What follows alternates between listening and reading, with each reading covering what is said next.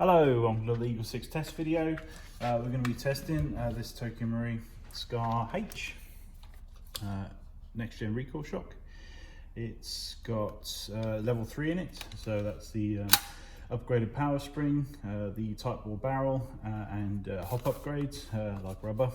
So in this particular instance, it's the R-hop upgrade that's on there, and it's also got Dean's mod on the back of it. So you can see the Dean's mod here, and 1800 Vapex Tech 7.4 volt batteries. So a fairly basic upgrade on this one. Obviously, hop it's set for just under 400 FPS, so it's 393 on 2s and 303 on 0.32s, and this is obviously going overseas, this build. So now we're going to get some testing through on it, make sure everything's all right.